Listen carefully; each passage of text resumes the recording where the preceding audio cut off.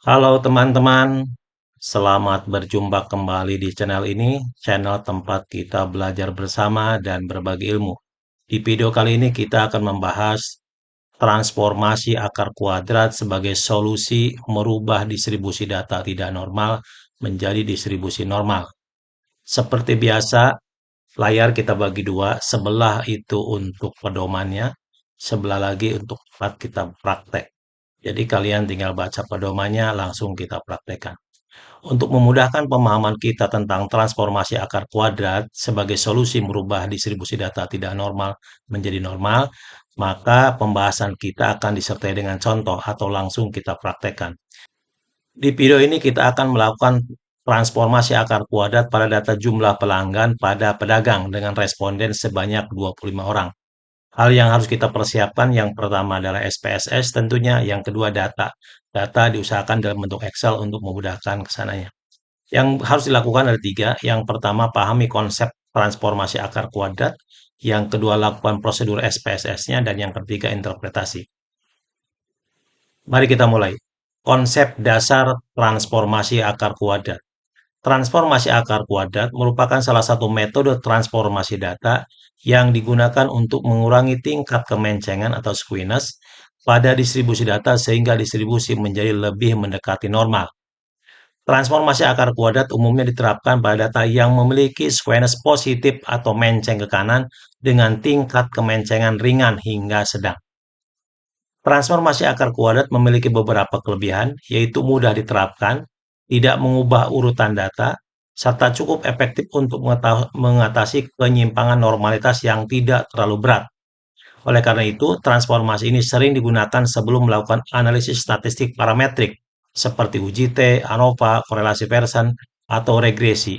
Apabila hasil uji normalitas menunjukkan bahwa data belum memenuhi standar distribusi normal. Berikutnya adalah prosedur SPSS.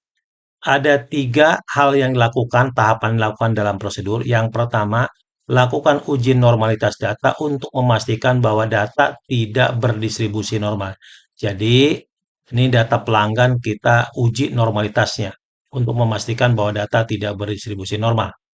Yang kedua, lakukan transformasi akar kuadrat. Dan yang ketiga, lakukan uji normalitas kembali hasil transformasi akar kuadrat. Mari kita mulai. Yang pertama, uji normalitas data untuk memastikan bahwa data tersebut tidak berdistribusi normal. Ini datanya, respondennya ada 25, ini ada data pelanggannya. Kita copy, kemudian buka SPSS-nya. Ya, ini tampilan awal SPSS, kita silang saja. Perlu saya sampaikan bahwa SPSS yang kita pergunakan versi 27, kalian bisa menggunakan versi berapapun karena pada dasarnya relatif sama.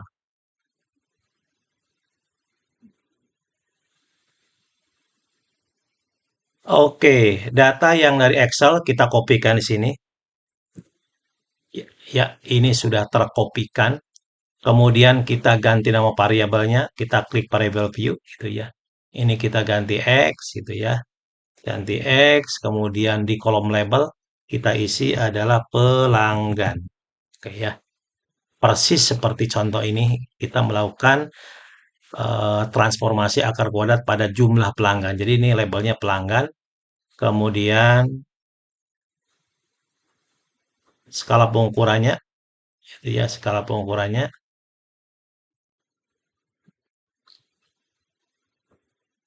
Skala pengukurannya kita kita pilih skala. Oke.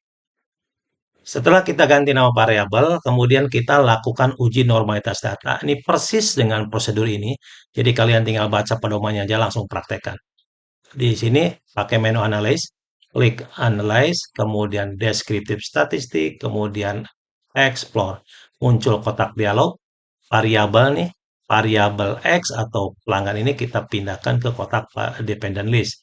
Kita blok, kita pindahkan.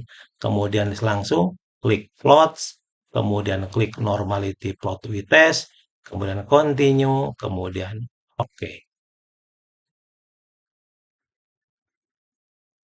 Nah, ini adalah output dari uji normalitas ya.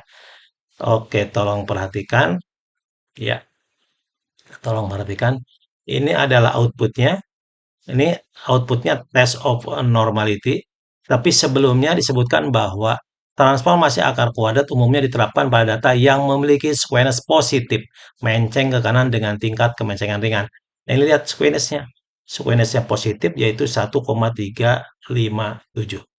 Oke, kita lanjutkan. Ini kita perhatiin tabel outputnya, output uji normalitas, test of normality, kita perhatiin. Nah, oke ya.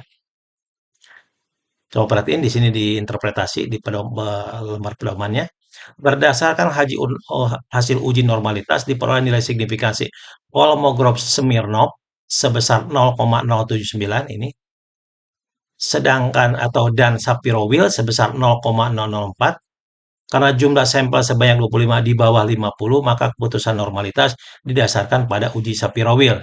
Nilai signifikansi Shapiro-Wills yang sebesar 0,04 lebih kecil dari 0,05, sehingga data pelanggan tidak berdistribusi normal.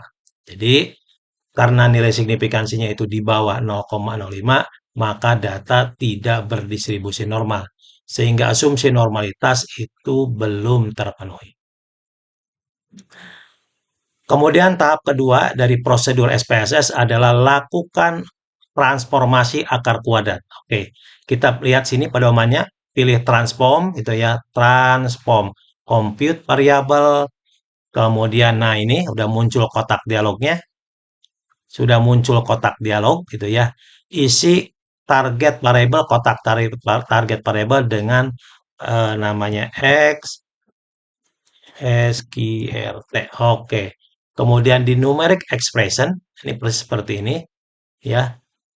SQRT kali variabel X kita pindahkan ke sana, kemudian kalikan.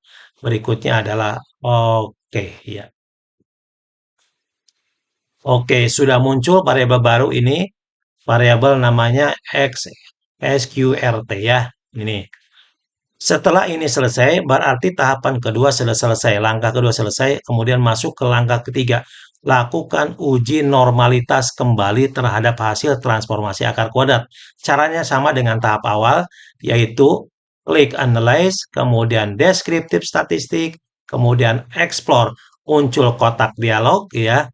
Setelah muncul kotak dialog, kemudian variabel baru, SQRT ini yang baru kita pindahkan ke kotak dependent list. Kita pindahkan, kemudian klik plot, kemudian normality plot with test kita klik, kemudian continue, kemudian OK. Ya. Nah, ini adalah output dari uji normalitas data hasil transformasi akar kuadrat. Tolong perhatikan. Ini sekarang masuk ke interpretasi. Lihat test of normality atau output dari uji normalitas berdasarkan hasil uji normalitas terhadap data hasil transformasi akar kuadrat diperoleh nilai signifikansi Kolmogorov-Smirnov sebesar 0,200, 0,20 nih. Dan Shapiro-Wills sebesar 0,149. Karena jumlahnya 25 di bawah 50, keputusan normalitas itu didasarkan pada uji Shapiro-Wills. Nilai signifikansi Shapiro-Wills 0,149 lebih besar dari 0,05 yang menunjukkan bahwa data hasil transformasi akar kuadrat berdistribusi normal, sehingga asumsi normalitas telah terpenuhi. Oke, sekian saja video kali ini. Semoga bermanfaat, semoga dipahami. Sampai jumpa di video selanjutnya. Jangan lupa like, share, komen, subscribe agar channel ini dapat berkembang dan mampu menyajikan konten-konten bermanfaat. Wassalam.